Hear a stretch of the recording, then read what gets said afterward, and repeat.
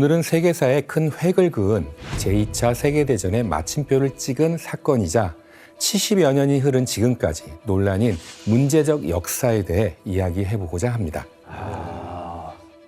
20세기 초 제국주의의 야심이 폭발한 일본은 아시아와 태평양 일대를 참혹하게 짓밟았습니다. 먼저 영상을 한번 볼까요? 네. 중일전쟁부터 중일전쟁.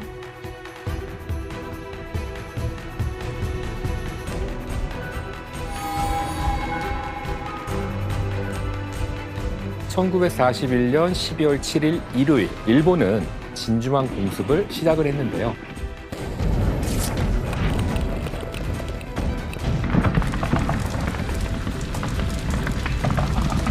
(2차) 세계대전의 전선 중 하나인 태평양 전쟁이 끝나는 약 9년 동안 중국과 호주, 베트남, 라오스, 필리핀 등 총 10여 개의 나라가 침략을 당했는데요. 그 과정에서 엄청난 학살이 자행됐습니다.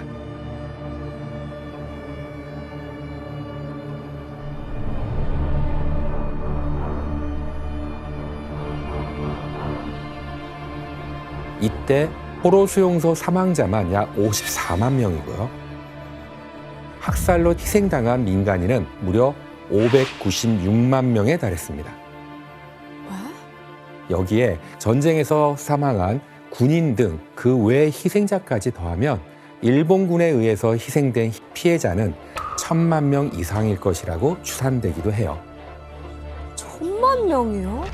그래서 제2차 세계대전 이후 전쟁에서 승리한 연합국은 일본에게 그 책임을 묻기 위해 전쟁 범죄자, 즉 전범에 대한 국제 군사 재판을 실시하기로 합의를 하게 되죠.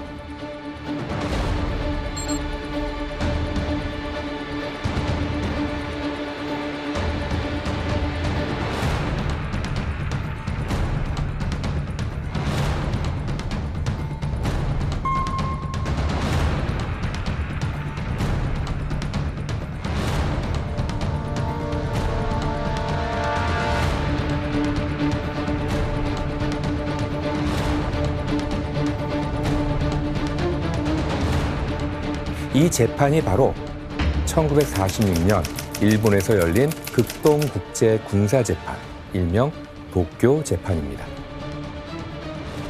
그런데 이 재판에서는 굉장히 이상한 상황이 벌어지게 됩니다. 다수의 전범 용의자들이 풀려나는가 하면 무기징역을 선고받은 전범들까지 석방되게 되는 거죠. 심지어 전쟁을 일으킨 일본의 실질적 책임자였던 쇼와 천황은 재판에 출석조차 하지 않았습니다. 뭐지? 말도 안 된다. 이 때문에 도쿄 재판은 국제적인 논란에 휩싸였고 도쿄 재판은 역사상 최악의 위선이다 라는 말까지 남기게 되는 거죠. 인류 역사상 가장 큰 피해를 남긴 전쟁인 제2차 세계대전이 마무리되었던 1945년 7월 연합국의 지도자들은 전쟁에 대한 처리 문제를 의논하기 위해서 한자리에 모이게 됩니다. 이때 회담을 나눈 곳이 바로 독일 동부의 작은 도시인 포츠담이었던 거예요. 부추다. 예. 그래서 연합국의 주축이었던 이들은 제2차 세계대전을 일으킨 독일의 전후 처리를 논의하고 아시아 태평양 전쟁의 장본인인 일본에겐 최종적으로 항복을 권유하는 일명 포츠담 협정을 맺었어요. 그리고 며칠 후인 1945년 7월 26일 포츠담 선언을 통해서 일본에 대한 전쟁 이후의 처리 방침을 이제 알리게 되는데요. 여기엔 일본의 전쟁 범죄자, 즉 전범들에 대한 재판이 열릴 것을 이제 예고하게 되죠. 연합국은 특히 포로 학대를 정확히 명시하고 있습니다. 전쟁 범죄의 종류는 포로 학대 외에도 주민 학살, 성폭력, 도시 파괴 등 굉장히 다양하게 됩니다. 그런데 연합국은 유독 일본군에 의한 연합군 포로 학대 이것을 언급하고 이에 대한 강한 분노를 드러내게 되는 거죠. 교수님, 그러면 이 전쟁 범죄 중에 특히 저렇게 포로 학대에 대해서 명시를 해둔 이유가 뭔가요? 예, 이 재판의 주축이 되는 연합국이 가장 큰 피해를 본 것이 바로 이 포로 학대 문제였거든요. 자국민들이 포함돼 있어서 그런 건가요? 그렇죠. 그러기도 하고 전쟁 중에 일본군에게 사로잡힌 연합군 포로의 사망률은 100명 중에 23명 정도에 달할 정도였어요. 그러니까 상당히 24%. 높은 비율인 거죠. 이는 제2차 세계대전 중 벌어진 포로 사망률 중 가장 높은 수치였습니다. 그렇다면 일본의 침략으로 피해가 극심했던 아시아 국가들은 포로 학대 처벌에 초점이 맞춰진 이 재판을 받아들였을까요? 먼저 목소리를 낸 건 중국이었습니다. 연합국의 일원이었으니까요. 중국은 일본이 중국 영토에서 저지른 무차별한 학살로 큰 피해를 받았다라고 하면서 그에 대한 처벌을 요구했죠. 그런데 이때 상대적으로 약소국인 아시아 국가들의 목소리는 완전히 무시되게 됩니다. 이것은 일본 전범 재판이 시작도 하기 전부터 강대국에 의한 논리로 그 기준이 정해졌다라고 하는 것을 의미하는 거죠. 근데 이때 우리나라도 사실 피해가 되게 컸잖아요. 예. 거기에 따른 이 전쟁 범죄 처벌은 어떻게 됐어요? 예, 한국의 피해 문제는 완전히 전범 재판에서 제외됐습니다. 힘이 없어서 그런가요? 약소국이라서 그런가요? 그 이유는 당시 도쿄 재판을 주도한 미국이 우리나라를 일본의 피해국으로 인정하지 않았거든요. 당시 식민지 지배를 당한 우리나라가 일본의 소유라고 판단했고 우리나라는 전쟁 피해에 대해 일본에게 추궁할 기회조차 가질 수 없었던 겁니다. 너무 안타깝다. 이렇게 식민지 지배를 당했던 아시아 국가들의 피해는 무시된 채 포츠담 회담이 진행됐어요. 그리고 회담이 있고 얼마 후 연합국은 일본에게 무조건 항복을 권유했지만 일본은 거부했었죠. 그러던 8월 6일과 9일 히로시마와 나가사키에 원자 폭탄이 투하되면서 결국 일본은 포츠담 선언을 수락하게 됩니다. 清は帝国政府をして米英四祖四国に対しその共同宣言を受諾する旨通告せしめたおり耐え難きを耐え忍び難きを忍びもって万世のために大計を開かんと欲す 이는 곧 일본 정부가 전범들을 재판에 세우겠다라고 하는 것을 약속하는 것을 의미하죠. 일본이 전쟁에 항복하자 연합국은 미국의 주도하에 이 임무를 일본으로 보내게 됩니다. 유명한 사람일 것 같은데. 아유 너무 멀리서 찍으셨네. 아니, 근데 알잖아요 형 파이프 담배 선글라스. 메가더 선배님. 예, 바로 미국의 전쟁 영웅 더글러스 메가더 장군이죠. 네. 메가더는 연합군 총사령부 일명 GHQ의 총사령관으로 임명되면서 일본을 통치하는 실질적인 지도자로 일본 땅을 밟게 됩니다.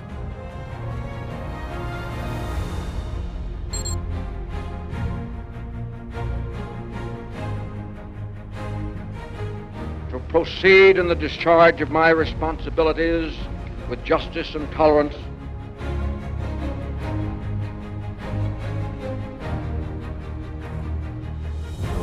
그리고 이때 메가더의 등장은 이후 열리게 되는 일본의 전범 재판, 즉 도쿄 재판의 판도를 뒤흔드는 결정적인 계기가 돼요. 1946년 1월 네. 메가더는 가장 먼저 도쿄 재판에 대한 법안을 마련하는데요. 이는 전쟁 범죄가 어떤 것인지 그리고 범죄에 따라 전범을 어떻게 구분할 것인지 결정하는 일이었습니다. 그래. 그럼 도쿄 재판에서 최종적으로 전쟁 범죄자를 어떻게 구분했는지 자료를 한번 볼까요? 네. 아 급별로. 네, 전범은 A급과 B급 그리고 C급으로 나뉘는데 우선 A급 전범은 침략 전쟁을 계획, 준비, 개시, 수행, 공동 모의를 한, 즉 평화를 파괴한 죄라고 규정할 수 있습니다. 즉 전쟁을 지휘한 지도자들을 A급 전범이라고 규정을 했죠. 뭐 통수권자나 리더에 많이 해당되겠네요. 예, 맞습니다. 모든 전쟁의 책임은 전쟁을 계획하고 실행을 명령한 자들에게 있기 때문에 이들을 전범의 대표격인 A급 전범으로 규정을 하게 된 거죠. 그리고 B급 전범은 전쟁 포로를 관리한 전시 현장에서의 장교나 부대장을 의미하고요. 뭔지 그리고 알겠다. C급 전범은 포로나 민간인에게 비인도적인 행위를 한 부사관이나 현장의 병사들을 의미합니다. 전쟁에 참여한 사람들은 다 전범이네요, 그냥. 그렇죠. 네. 그런데 B급과 C급은 실제로는 구별이 어렵기 때문에 B, C급 전범으로 통칭해서 불렀고 A급 전범은 B, C급까지 모두 해당하는 이들로 분류되었습니다. 도쿄 재판에 대한 법안이 마련되자 메가더의 지휘 아래 A급 전범들의 범죄 여부를 결정할 국제 판사들과 전범들의 죄를 파헤칠 검사들이 정해지게 됩니다. 이들은 일본에게 침략당하거나 피해를 입은 나라에서 왔는데요. 미국, 영국, 소련, 중국, 호주, 캐나다, 프랑스, 네덜란드, 뉴질랜드, 인도, 필리핀까지 총 11개국에서 선발되었습니다. 연합국 측이겠네요. 그렇죠. 선발된 판사와 검사들이 다음으로 진행한 것은 바로 A급 전범들이 범죄를 저지른 시기를 정확하게 정하는 작업이었어요. 그 기간은 일본이 중국 만주를 장악하려고 했던 시기인 1928년부터 제2차 세계대전이 막을 내리는 1945년까지로 결정이 되죠. 17년. 그리고 이때 재판소는 곧바로 A급 전범 용의자 리스트를 만들게 되려. 당시 A급 전범 용의자들은 총 118명에 달하는 숫자였거든요. 그런데 이 중에 기소돼서 재판에 서게 되는 A급 전범은 단 28명 뿐이었습니다. 거의 뭐야, 5분의 1밖에 안 썼잖아. 숫자가 확 줄었네. 맞습니다. 대부분은 증거 불충분으로 풀려나고요. 가장 책임 있는 인물을 피고인으로 선정했기 때문에 28명만이 전쟁 범죄의 유무를 가리게 된 겁니다. 너무 적다. 그럼 최종적으로 재판에 선 인물들이 누구인지 한번 확인해 볼까요? 도조 히데키. 도지데키. 네, 가장 핵심적인 인물이죠. 태평양 전쟁 당시 일본 총리 겸 육군 대신으로 전쟁을 총지휘했던 도조 히데키를 비롯한 그와 함께 필리핀과 미얀마 등에서 잔혹한 만행을 저지른 주범들과 만주 사변을 주도한 육군 고위직, 그리고 중일전쟁 당시 난징 대학살의 최고 지휘관들과 적극적으로 침략을 선동했던 군국주의의 대표 인물들까지 이들은 모두 침략 전쟁을 계획하고 전쟁 포로를 확대한 죄, 또 민간인을 학살한 죄, 그거로 1946년 5월 3일 도쿄 재판에 서게 되는 겁니다. 재판장에 출석한 28명의 A급 전범들은 자신의 죄를 인정했을까요? 절대 안 하죠. 그렇죠. 100% 안 했다. 100% 안 했어.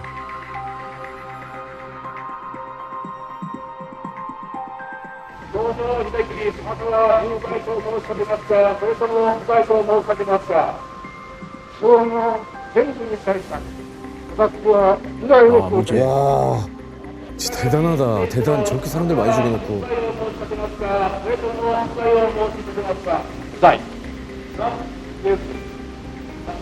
罪と申し立てます。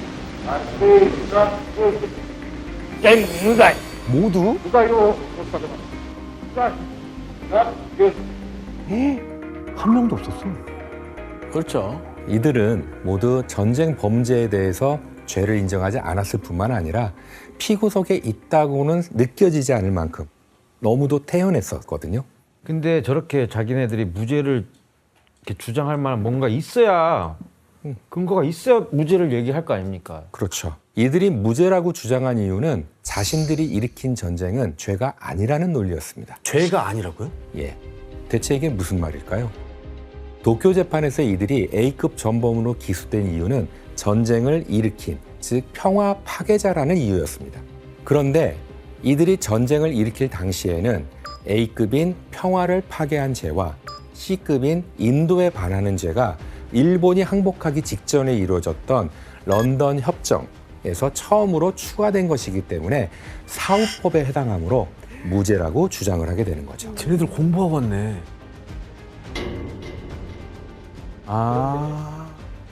A급 전범들의 무죄 주장에 미국과 영국 등에서 파견된 검사 측은 이들이 제시했던 무죄 논리, 이거를 완전히 배척하게 됩니다.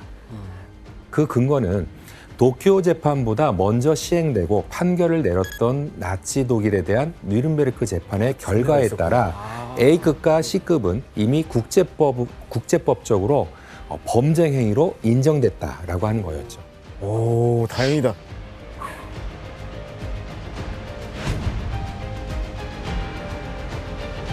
그런데 이때 A급 전범 측 변호사는 연합국 검사들에게 반박하는 새로운 논리를 펼치게 되는데요. 변호사가 재판에서 주장한 내용을 직접 영상으로 한번 확인해 보도록 할게요.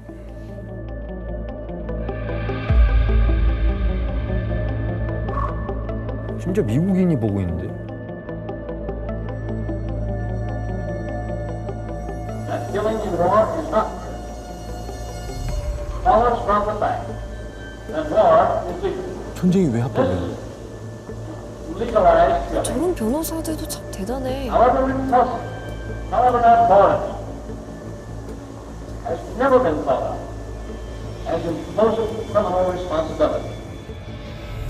By the bombing of Pearl Harbor is murder.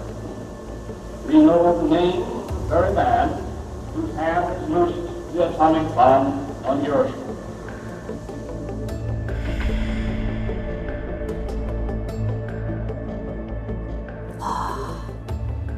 아니, 오이가 없는 것 같아요. 네, A급 전범, 즉 변호인은 진지만 공격이 살인죄면 원폭투하는 인류 사상 최대의 살인 행위가 아니냐. 따라서 미국은 국제법을 위반한 전범국이다라고 주장을 하게 되죠. 변호인의 이런 주장에 재판장은 전쟁을 끝내기 위한 방법 중 숙고한 끝에 어쩔 수 없이 선택한 게 원폭 투어였다라고 이제 이야기를 하면서 일본의 이의 제기를 기각하게 되죠. 검사 측은 만주사변 이후 일어난 중일 전쟁에도 집중하게 되는데요. 특히 중일 전쟁에서 가장 많은 희생자를 낳은 사건이자 세계사에서 역대급으로 야만적인 사건으로 알려진 난징 대학살. 그리고 이때 대학살과 관련된 최고 지휘관이자 난징 도살장의 원흉으로 꼽히는 마츠이 이와네가 그 대상이었습니다. 와, 이름 외워야겠어. 만주를 점령한 일본은 중국 본토를 차지하기 위해 중국 내륙으로 진격하게 되는데요. 상하이를 침략한 후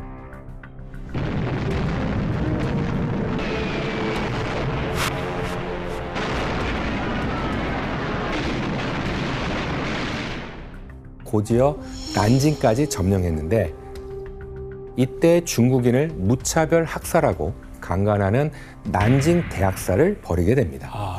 마스키어. 단 6주 사이에 희생당한 사람은 약 30만 명에 말이 안 달하게 되는 되는데요. 수치야. 수치상 대략 12초에 한 명씩 사망한 것으로 추측이 됩니다. 진짜 중국인들은 저 사람 이름 들으면 팍을 때겠네, 진짜. 진짜. 예.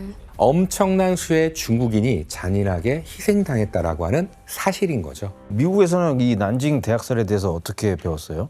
이건 아시아 속 홀로코스트 같은 사건이라고. 진짜 나치 홀로코스트 같은 아시아 속 그 사건이 일어났다 이렇게 배웠어요. 그 일본이 그때 비인간적인 짓을 많이 했고 무차별하게 여성분들 성폭행하고 민간인이든 군인이든 고문시키고 다 죽이고 그리고 다른 서방국들이 세이프 존이라고 안전구역도 설치했는데 네. 일본이 거기 건드리지 않겠다고 약속했다가 네. 일본군이 그냥 깨부시고 들어왔어요? 쳐들어가서 막 끌고 나와서 고문시키고 죽이고 계속 그렇게 했었다고 해요. 세이프 존까지. 오메. 교수님, 그러면 이런 진짜 말도 안 되는 난징 대학살을 주도한 사람도 저 재판에 나왔겠네요? 당연하죠. 난징 대학살의 주요 A급 전범으로 지목된 인물 역시 도쿄 재판의 피고석에 있었습니다. 도쿄 재판의 검사 측이 주장한 마츠이 이와네의 죄는 당시 그가 육군의 중국 중부 방면 사령관으로서 부하들의 잔혹 행위를 막지 않았다라는 거였어요. 그의 방관적인 태도가 난징 대학살의 참상을 불러왔다라는 거죠. 이에 대해서 마치 이완회는 검사의 주장에 반박하기 위해서 스스로 증인으로 나섰는데 난징에서 약간의 불상사가 있었다는 소문만 들었을 뿐 이러한 사실에 대해 공적 보고를 받은 적이 없으며 법정에서 검찰 측이 주장하는 바와 같은 대규모 학살 사건에 관해서는 1945년 정전 후 도쿄에서의 미군 방송에 의해 처음 들은 것입니다. 그런 얘기 말이 되냐고요. 아 진짜 너무 싫다. 이에 대해 검사 측에서는 학살의 규모가 너무도 엄청나서 상황을 보고 겪은 사람이 많았기 때문에 몰랐다라고 주장을 하는 것은 말도 안 된다고 주장을 하게 됩니다. 그렇죠. 말이 안 되지. 그럼 교수님 재판에서 검사 측의 그 주장을 뒷받침할 만한 뭐 증언들이나 뭐 증거들이 좀 나왔나요? 그렇죠. 당연히 나왔죠. 당시 재판은 참상을 보거나 겪은 증인들의 진술로 이제 진행을 하게 됐는데요. 먼저 증인으로 나온 사람은 난징에서 외과의로 근무하던 미국인 의사였습니다. 그는 일본군이 아이들에게 거침없이 총을 쏘고 여성을 강간하고 있다는 말에 급히 쫓아가서 일본군을 가로막았다라고 합니다. 그리고 그가 있던 병원에는 일본군의 대검에 찔리거나 총을 맞은 중국인들이 셀 수 없이 많이 찾아왔었다라고 증언을 했죠.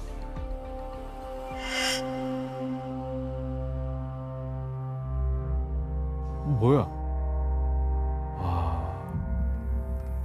병원이 완전 아수라장이었겠어요. 그럼 어떡해. 임산부. 어떡해. 난도질 당했네. 와, 얘는 진짜 정신적 충격. 어떡해. 에? 어떡해. 정말. 못 보겠어.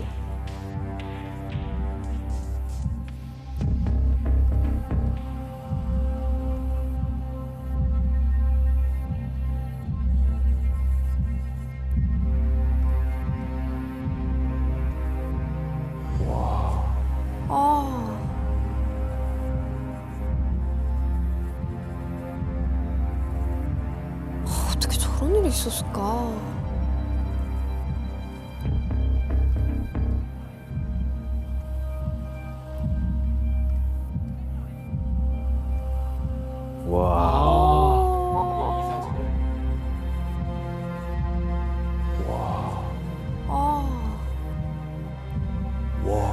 당시 난징은 거대한 인간 도살장이나 다름없는 모습이었다라고 합니다.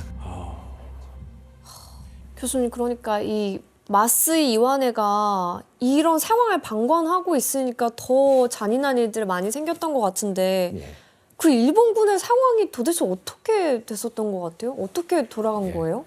그러니까 누구도 제어하지 않는 상황이었기 때문에 광기는 더욱 치솟았다라고 볼 수가 있는데요. 그러던 중 난징에서는 일본군들의 목베기 시합, 못베기 시합까지 벌어지게 됩니다. 이 사건을 실은 게재한 일본 신문을 한번 볼까요?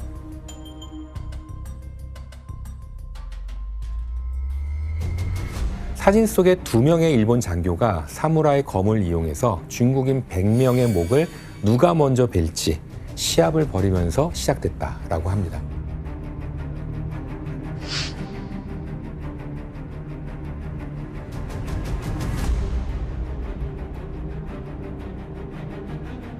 처음엔 둘 다 100명이 넘는 바람에 무승부로 결론이 났는데 다음번엔 누가 먼저 150명을 베느냐를 두고 재시합을 하기로 했다고 기사는 전하고 있습니다. 그 뭐 일종의 놀이처럼 생각한 거잖아요. 이거 대중 신문이에요? 그냥 네. 아니 지금 그리고 보면 사진이 약간 좀 너무 당당한 것 같은 느낌인데 왜 그런 거예요? 예, 일본에선 이러한 참수 경쟁이 전쟁 용사의 무용담으로 칭송을 받았기 때문이었어요.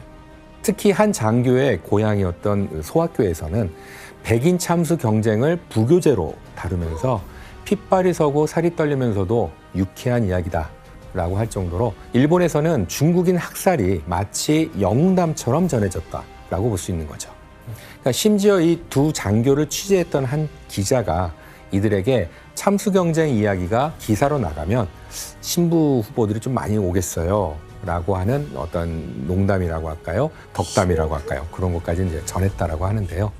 헐, 뭔 소리야? 그러니까 당시 전쟁의 승리를 자랑스럽게 여겼던 일본의 분위기를 좀 짐작할 수 있었던 하나의 사건이자 기사라고 볼 수가 있는데요. 근데 이제 뭐 모든 증언 이런 증거 자료들이 검사 측에 이제 다 나왔으니까 뭐 발뺌할 수는 없겠네요. 예. 재판에서 난징 대학살에 대한 증언으로 일본군의 잔혹행위가 명명백백히 드러나게 되죠. 결국 A급 용의자였던 마츠이 이완에는 난징 대학살의 지휘관으로서 사형을 선고받게 됩니다. 도쿄 재판은 일본이 10여 개국에서 일으킨 침략 전쟁과 그 과정에서 발생한 1,000만 명 이상의 희생자에 대한 책임을 묻고 합당한 처벌을 하기 위해 시작됐습니다.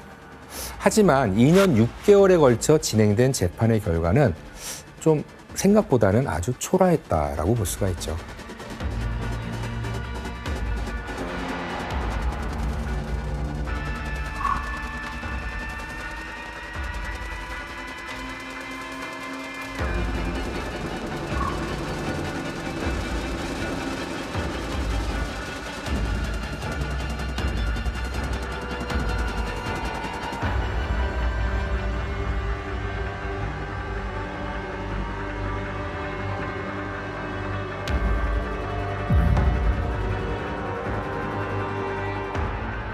대체 왜 또 다른 전범 학살자들에 대한 처벌은 이루어지지 않은 걸까요? 그리고 이 사실을 묵인하고 덮은 건 누구일까요? 누구죠? 것 같은데. 도쿄 재판에서 전쟁 범죄자들이 제대로 처벌받지 못한 배후에는 네. 바로 워싱턴 DC에 있는 미국 정부가 존재했기 때문입니다. 아니 뭐지 이거 되게 미국이 아이러니하네. 덮어줬다. 네. 미국 정부의 개입으로 가장 큰 변수가 생긴 것은 바로 이 인물에 대한 처벌이 언급조차 되지 않았다는 건데요. 그가 대체 누구인지 한번 사진으로 확인해 볼까요? 형 있네. 더 나쁜 놈이 있었네요. 천황이잖아요. 이분은 뭐, 일본 천황 타쿠야시 알죠? 네 맞아요, 네 일본 쇼와 초나님이세요. 네. 이제 그때 당시는 뭐 육해군 통지를 했었고 이제 모든 권력을 가지신 분이라고 보시면 됩니다. 거의 신 같은 존재였잖아요. 신적인 존재. 그렇죠, 왕이었죠, 뭐. 네. 쇼와 천황은 대체 어떻게 전쟁 책임에서 완전히 벗어날 수 있었던 걸까요? 도쿄 재판에서 가장 중대한 사안은 쇼와 천황의 처리 문제였어요. 그러니까 재판을 앞두고 메가더의 참모진들은 천황을 재판해야 하는지 아니면 안정된 일본 점령을 위해서 천황을 이용할 것인지 라고 하는 어느 쪽이 더 좋은지 더 나은지를 두고 의견이 나누어지게 되죠. 그러니까 한편 당시 미국 정부는 일본의 제국주의 침략의 원인은 쇼와 천황에게 있다라고 주장하면서 천황제를 폐지하려는 움직임을 보이고 있었고 천황을 전쟁 범죄자로 기소해서 도쿄 재판에 세우려고 했었습니다. 그런데 이때 천황의 전쟁 책임 문제의 흐름을 바꾼 한 명이 등장하게 되는데 바로 메가더였던 거예요. 메가더가 왜요? 메가더는 천황을 전쟁의 책임에서 완전히 벗어날 수 있도록 계획하게 됩니다. 메가더가 연합군 총사령부 총사령관으로 일본에 도착한 직후 쇼와 천황은 메가더를 찾아가 아주 긴밀한 만남을 가지게 됩니다. 야, 궁금하다. 이때 메가더는 일본에 대한 원활한 통치를 위해서 일종의 정치적인 거래를 하게 되는데요. 당시 어떤 일이 일어났는지 자료를 한번 보도록 할까요? 네. 이 사파는 도쿄 재판이 시작되기 전인 1940년 1월 미국의 한 신문에서 발표된 풍자 만화인데요. 어떤 내용인지 한번 크리스 씨가 읽어봐 주실래요? 천왕이 Fact is, I'm not God 이라고 했는데 그러니까 저기 앉아있는 메가더가 Do tell 이라고 했어요. 네. 저거는 천황을 너무 낮춘 말이잖아요. 난 신이 아닙니다. 왜? 근데 일본에서는 신으로 알고 있지 않나? 맞아요.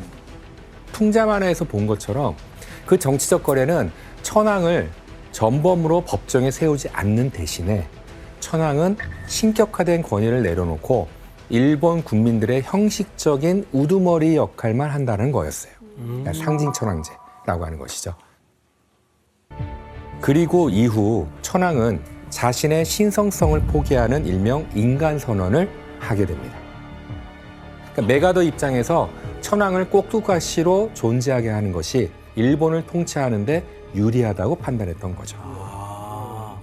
그러니까 이후 메가더는 미국 정부를 설득했고 미국 정부도 이를 받아들였습니다. 결국 일본 통치를 안정적으로 하기 위해 미국의 이익 앞에 쇼와 천황은 전쟁의 책임에서도 A급 전범에서도 완전히 벗어날 수 있었던 거죠.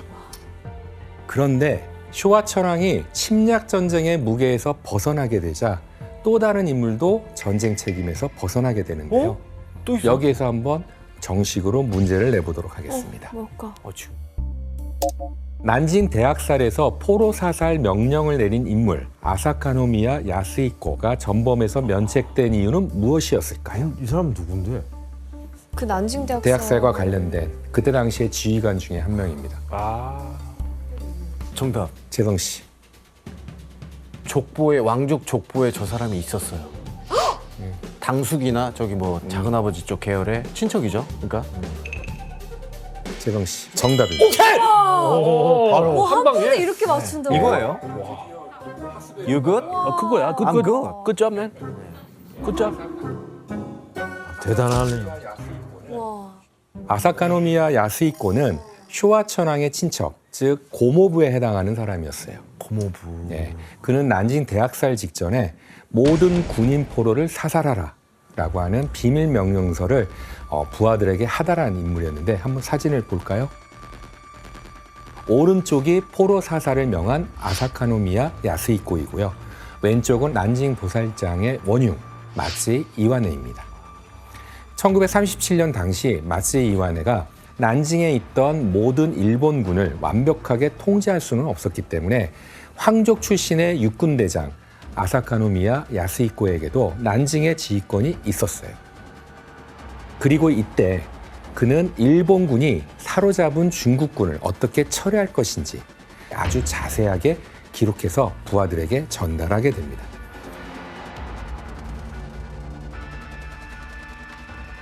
야, 못됐다 진짜. 잔혹한 그의 명령에 중국군들은 사살당했고 더 이상 난징의 시민들을 보호해줄 자국 군인이 사라지자 단 6주 사이에 약 30만 명의 중국인이 희생당하는 난징 대학살까지 벌어지게 되는 것이었죠. 원흉이네. 하지만 그는 쇼와 천황의 친척이라고 하는 이유로 도쿄 재판에 기소조차 되지 않았고 난징 대학살의 모든 책임은 모두 마츠이 이와네에게로 넘어가게 됩니다. 야, 그럼 뭐 교수님 그럼 천황의 이 친족들은 거의 뭐 처벌을 안 받은 거예요? 다? 싹 다? 도쿄 재판에서 천황의 친족 중 전쟁 책임에 대해 처벌받은 사람은 한 명도 없습니다. 뭐야? 저 당시에 미국은 진짜 이 전범들의 진상을 밝히는 것보다는 국익에 도움이 되냐 안 되냐 거기에 더 초점을 맞췄던 맞습니다. 아니 그거 누가 결정을 내린 거예요? 메가더를 메가더 포함한 선배님이 미국이 그분 되는 거죠. 처벌하지 말라. 예. 메가더 선배님. 처벌하지 말라. 그러니까 일본의 황족 남자들 중에는 주요 요직에 있는 이들이 많았지만 대부분 체포를 면하거나 체포를 당해도 기소되는 일은 없었는데 이는 모두 메가더의 뜻이었습니다. 도쿄 재판의 모순 두 번째는 생체 실험을 주도한 731 부대 들어보신 적 있으시죠? 마루타. 731 예. 부대. 그 731 부대가 전범에서 제외됐다는 거예요.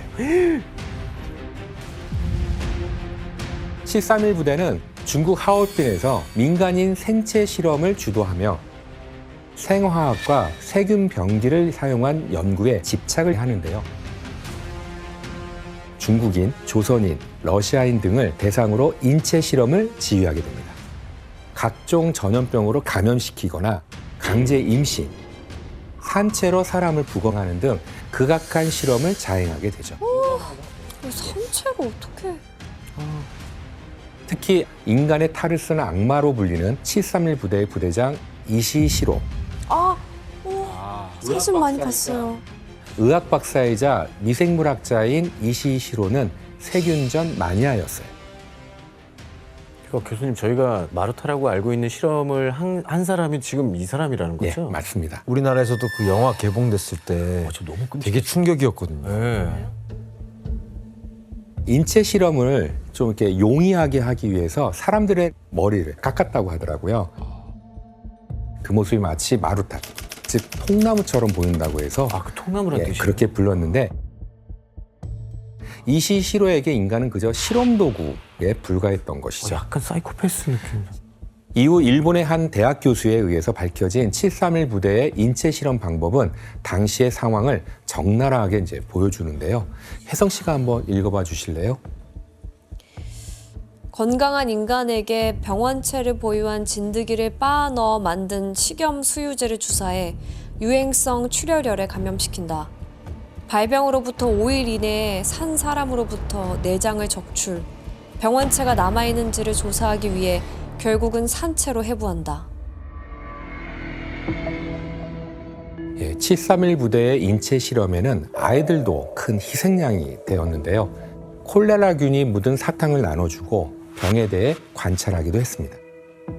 그리고 태어난 지 얼마 안 된 갓난아기들, 단 3일 된 신생아까지 실험 대상으로 여겼는데요. 731 부대가 심혈 기울여 연구했던 것이 바로 이 동상 실험. 손을 얼음물에 이렇게 담근 채 얼마나 괴로워하는지 관찰했다라는 거예요. 이시시로는 동상 실험을 통해서 동상에 걸린 일본군 병사들을 치료하는 데 필요한 최적의 해동 온도를 알아내려고 했던 거였어요. 그는 동상 실험으로 수많은 신생아의 목숨을 이제 앗아가기도 했다라고 볼 수가 있습니다. 지금 너무 끔찍하다. 와. 크리스 씨, 이시시로의 만행에 대해서 또 들어본 게 있어요? 탄저균 폭탄 실험도 했었어요. 그 탄저균의 전파 속도랑 파급력을 조사하기 위해 이 사람들을 말뚝에 묶어가지고 고정시킨 다음에 탄저균 폭탄을 터뜨렸어요. 그리고 결국 다 탄저균에 감염이 돼가지고 모두 세상을 떠났다고 하고요. 또 731 부대의 비밀을 숨기려고 인체 실험 대상자들 전원을 다 죽이라고 명령했어요. 완전 범죄를 꿈꿨네요. 그렇다면 이렇게 명백한 전범이었던 그는 어째서 도쿄 재판에 없었던 걸까요? 그 이유는 미국이 인체 실험 정보를 얻기 위해 이시시로를 처벌하지 않았기 때문입니다. 이거 사실이에요. 메가더는 미국 정부로부터 한 통의 전화를 받게 되는데요. 전화를 한 미국 정부의 고위 관계자의 말을 재성 씨가 한번 읽어봐 주실래요? 이시시로와 731 부대 관계자들을 전범으로 재판에 나오게 하지는 않을 겁니다. 하지만 그 사실을 미리 얘기하지 말고 모든 정보를 남김없이 입수하세요. 왜? 그 실험 자료를 넘겨달라고 한 건가요? 예, 맞습니다. 바로 731 부대의 연구 자료가 미국의 의학 발전에 큰 도움이 될 것이라고 판단했기 때문이에요.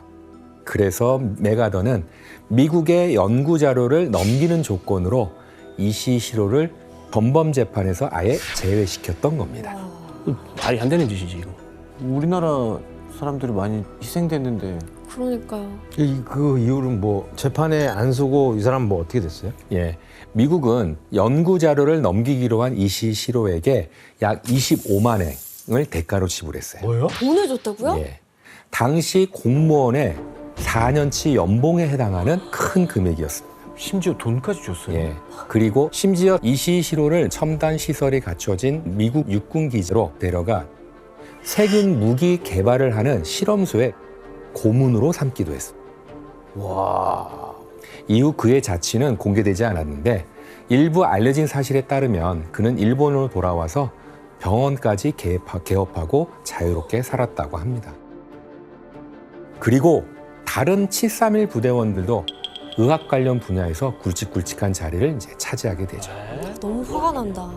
예, 결국 미국의 이익 앞에 731 부대원들은 전범으로 처벌받지 않았고 오히려 그 대가로 편안한 삶을 살았다고 이렇게 알려져 있는 거죠. 말이 안 돼요.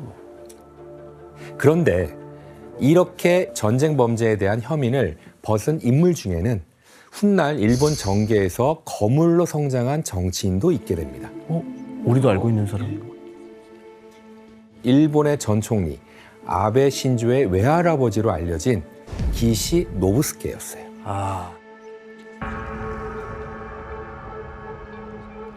도쿄 재판을 앞두고 A급 전본 용의자로 체포된 그가 아무런 처벌도 받지 않은 것이 이 도쿄 재판의 세 번째 모순이라고 볼 수가 있죠. 일본이 만주를 침략한 이후 기시 노부스케는 만주국의 인사와 재정을 총괄하는 직책에 있었는데요. 그는 당시 731 부대장 이시이 시로의 직속 상관이자 후원자였다고 볼 수가 있는 거죠. 사실 731 부대의 인체 실험이나 생물학 개발은 기시 노부스케의 지시와 허가 없이는 존재할 수 없었다고 볼 수가 있습니다.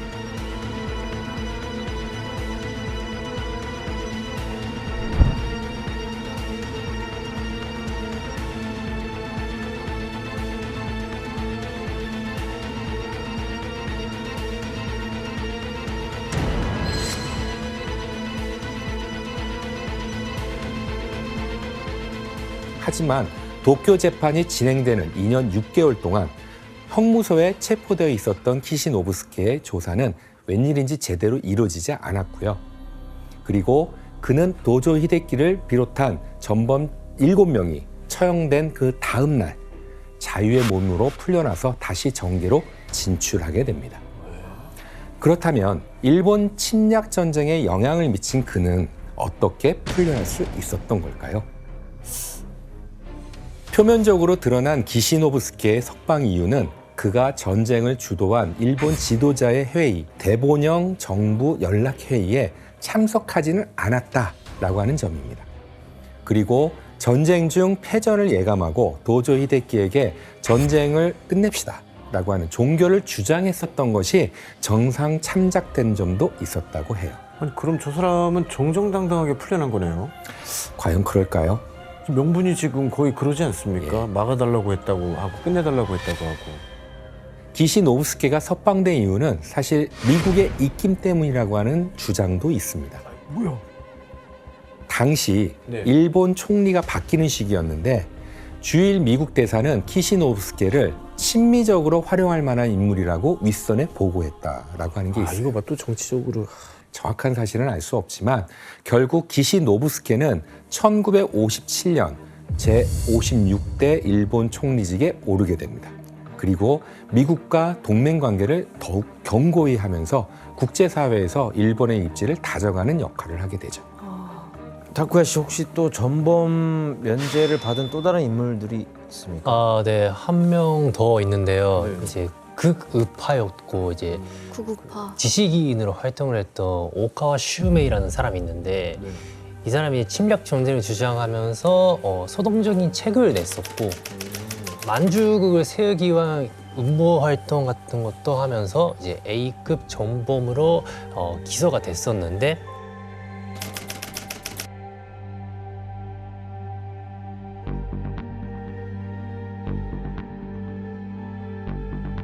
도조 히데키 뒷자리에 앉아 있었는데 앞에 도조 히데키가 있네. 네.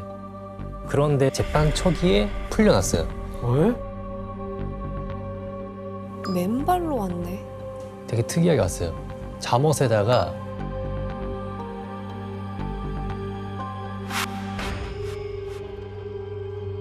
도조 히데키의 머리를 갑자기 때리는 돌발 행동을 하면서 저 영상이에요? 장면 봤어요. 웃고 있어. 정신병으로 맞아요. 돌발 행동을 보여주면서 이제 정신 이상으로 거기서 풀려나면서 이제 정신병원으로 이송이 됐거든요. 네. 그러고 사형을 면하게 되었어요. 약간 냄새가 좀 나는데요? 그 얘기도 있어요. 예. 교수님, 이 미국이 개입을 해서 전쟁 학살자들이 재판장에 서지도 않은 경우도 있는 거잖아요. 그러면 이 기소가 된 A급 전범들의 처리는 제대로 됐어요? 도쿄 재판의 또 다른 모순은 기소된 A급 전범들조차 제대로 된 처벌을 받지 않았다는 겁니다. 저 28명 중에 풀려난 사람들이 또 있다는 거예요? 예. 1948년 11월 도쿄 재판에서는 A급 전범으로 기소된 28명 중에서 감옥에서 이제 병사한 2명과 정신 이상으로 기소가 취소된 오카 슈메를 제외한 25명의 A급 전범에 대한 판결이 진행되게 됩니다. 그중 16명은 종신형을 받았고요. 2명은 각각 20년형과 7년형을 받게 되는데요. 사형 선고를 받은 건 단 7명 뿐이었습니다.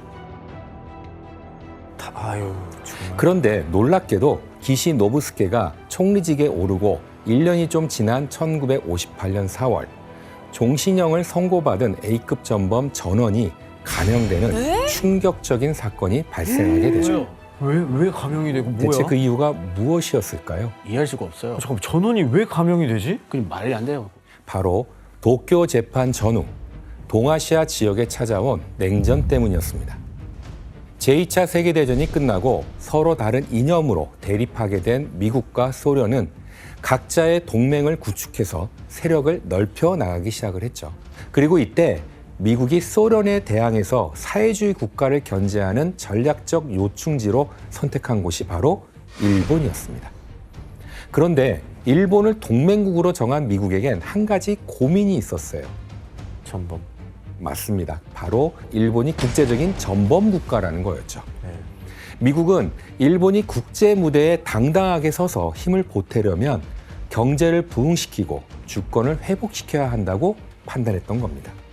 그래서 일본에 주둔하던 연합군 총사령부는 점령 통치를 끝내고 일본의 주권을 이제 돌려주게 되죠. 형을 받고 수감 중인 전범들도 이때 모두 사면되게 되는 거예요.